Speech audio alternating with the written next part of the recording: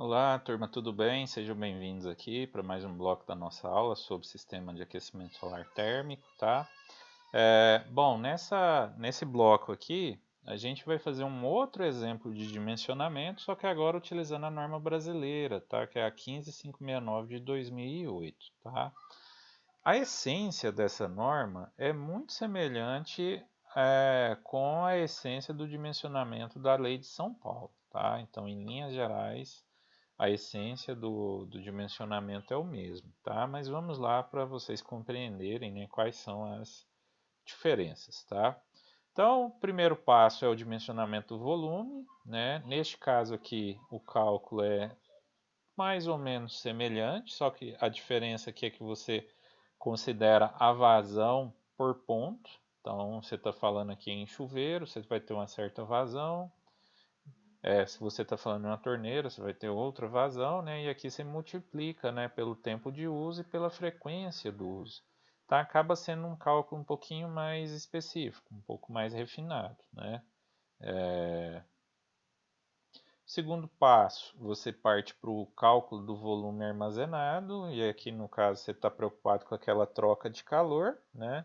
Então você está considerando o volume de armazenamento, o volume ou vazão de consumo e as temperaturas de consumo, ambiente e armazenamento, tá? Então basicamente essas temperaturas aqui precisam ser consideradas.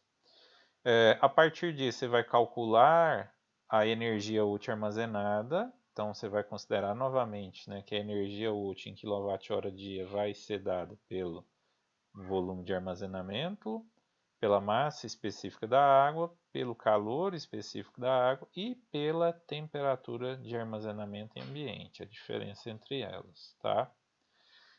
Aqui está uma diferença, né? Você considera as perdas térmicas aqui, né? Então você vai considerar que as perdas térmicas vai ser uma fração, né, de 15% da energia útil total. Você vai calcular também o fator de correção para inclinação e orientação do painel. Então ela é dada por essa linda equação aqui, que basicamente está trabalhando a inclinação do coletor em relação ao plano horizontal em graus e esse beta ótimo aqui, que é a inclinação ótima do coletor para o local da instalação, tá? Em função da latitude. Ou seja, esse caso aqui geralmente é quando você já tem um telhado pronto. Qual que seria a inclinação do seu telhado que você vai usar e qual que é a inclinação ótima, né? Caso você consiga bater os dois, naturalmente esse termo todo aqui vai se anular, tá? Por fim, o alfa é o ângulo de orientação do coletor em relação ao norte geográfico. Então, novamente, quando você não tem um telhado, né, que favoreça essa orientação para o norte. Você vai calcular aqui como passo 6 a produção média diária de energia específica do coletor. Então, esse PMDE, né, ela é uma constante, né, que você vai multiplicar ali pelo coeficiente de ganho do coletor, menos, né, este produto aqui que considera o coeficiente de perdas do corretor. E aí estes coeficientes geralmente eles são dados lá pela tabela do Inmetro, tá? Então você pode acessar. Você vai calcular, fazer o cálculo da área coletora, né, que já é um dos últimos passos, considerando a energia útil com as perdas, né? Então você coloca energia a mais e não a menos, né? Então você acrescenta energia no total, pensando em descontar as perdas. Você considera os fatores de correção da instalação e o PMDE que você calculou no último passo. Tudo isso dividido pela irradiação global média anual daquela localidade. Então perceba que a lei de São Paulo é específica para o município de São Paulo, enquanto aqui você pode customizar para diferentes regiões do país, né? Então você vai ter esse diferencial, ok? Bom, pessoal, né, bastante informação, né? Nada mais justo que a gente fazer um exemplo aqui para fazer esse dimensionamento. Então a gente vai dimensionar aqui um sistema de aquecimento solar para uma residência localizada no município de São Paulo, tá? 5 moradores, ela está orientada para o norte geográfico, a inclinação da instalação é de 30 graus, Água quente nós teremos na ducha, na pia do banheiro e na cozinha, tá?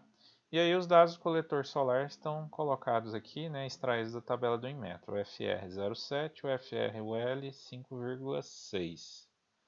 Então vamos lá, né, fazendo o cálculo aqui, o primeiro passo então, o volume de dimensionamento. Então eu considero que o tempo médio de banho é de 10 minutos, a vazão da ducha é de 6,6 litros por minuto e a frequência de uso, né, 2 banhos por pessoa.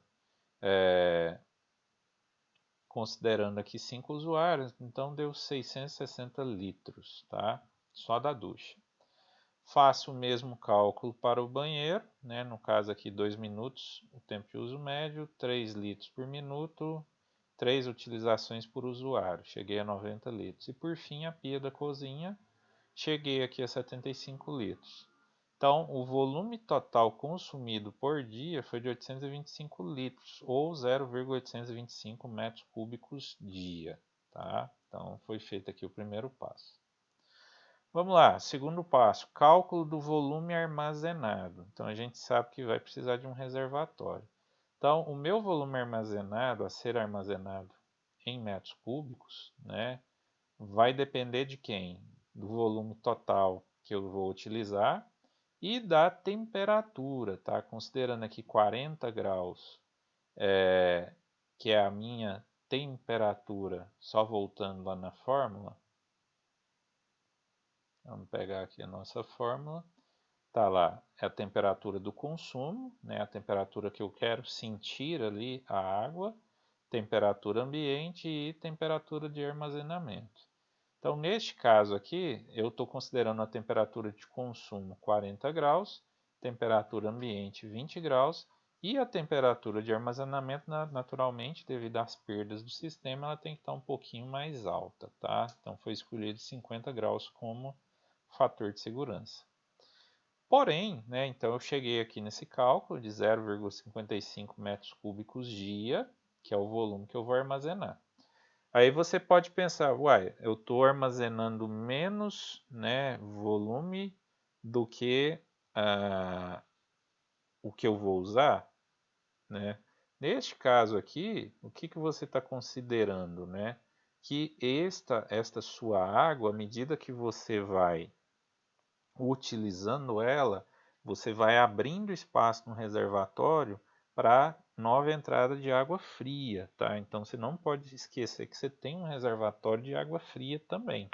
Então você não precisa armazenar todo o volume utilizado em água quente, tá?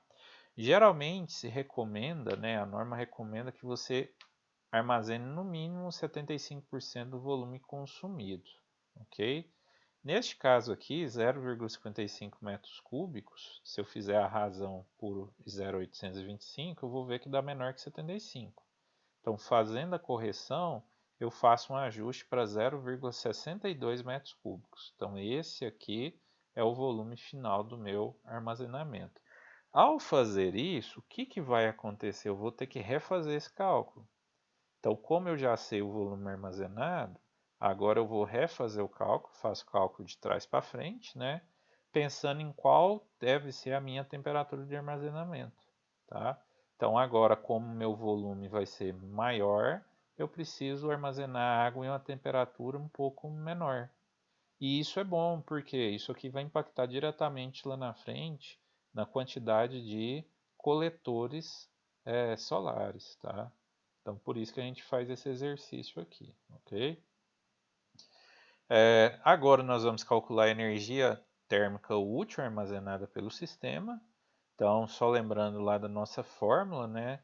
Essa energia útil vai ser dada por, pegando aqui a minha energia útil, volume armazenado, a massa específica da água, calor específico da água e as temperaturas de armazenamento e ambiente, tá?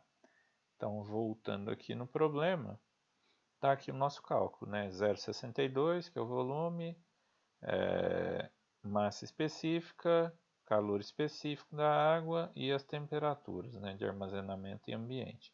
E eu chego nessa energia útil aqui por dia, tá? Considero 15% de perda, chego na energia, né, de perdas, E aí agora eu vou calcular o fator de correção da instalação. Perceba que para este caso aqui o fator de correção deu praticamente 1, né? Então deu o mínimo, né, o fator de correção. Fiz o cálculo aqui do PMDEE, tá? Então, só lembrando o PMDEE, o que eu tenho que considerar nele? Tá lá, ó, uma constante, o coeficiente de ganho do coletor solar e o coeficiente de perda do coletor solar. Então tá aqui, ó, minha constante, coeficiente de ganho do coletor solar, 0,7, e o coeficiente de perda do coletor solar, 5,6. Esse 0,7 aqui é o 70% lá, né, da fração solar que está sendo considerada, tá? E aí eu chego aqui no valor, né, desse PMDE, né, quilowatt-hora por metro quadrado dia, tá? Por fim, eu vou calcular a área do meu coletor, tá? Então, neste caso aqui, a área do coletor vai ser função de quem? A área do coletor é energia útil mais energia de perdas, vezes o fator de correção da instalação, vezes a constante, dividido pelo PMDE, vezes a irradiação global do local, tá? Então, olha lá. Energia útil 19,2, as perdas 2,9, fator de correção praticamente 1, constante 2,75 vezes 3,85. Eu cheguei a uma área coletora de aproximadamente 10,2 metros quadrados, considerando o mesmo tipo de coletor, né, 1,8 metro quadrado de área, eu vou chegar aqui a um cálculo de aproximadamente 6 coletores, tá? Bom, pessoal, eu espero que vocês tenham compreendido, né, como fazer esse cálculo, esse dimensionamento. Conforme eu disse para vocês, a ideia aqui não era fazer o dimensionamento hidráulico da instalação, mas sim o dimensionamento em termos de área coletora, tá? E ao dimensionar a área coletora, eu consigo dimensionar a quantidade de coletores. Ao dimensionar o volume, eu consigo chegar no meu reservatório. Então, bastaria agora você fazer o quê? Fazer, né, a cotação de preço, né, escolher qual fabricante, quem que vai ser o fornecedor e, naturalmente, né, casar esse seu projeto com o projeto hidráulico da sua edificação, tá? Então, esses seriam os passos subsequentes. Mas por esse cálculo aqui já dá para eu ter uma ideia de qual será o custo do meu reservatório e de qual será o custo em termos de coletores solares, tá? Pessoal, meu muito obrigado, tá? Essas aqui são algumas das referências que nós utilizamos aqui nesta aula de hoje, ok? Então, recomendo que vocês façam a leitura dessas referências. Qualquer dúvida, eu estou à disposição pelo grupo no WhatsApp, pelo fórum aqui na plataforma Moodle. Recomendo que vocês façam a leitura desse material. Peço desculpas aí, né, pelo tamanho da aula. Foi uma aula bastante extensa, mas o tema requeria, né, é um tema bastante complexo. Mas, em geral, a ideia era passar os conceitos básicos para vocês sobre aproveitamento solar térmico, ok? Então, meu muito obrigado e não se esqueçam de fazer a atividade, né, lá na plataforma Moodle, ok? Muito obrigado e até a próxima. Tchau, tchau.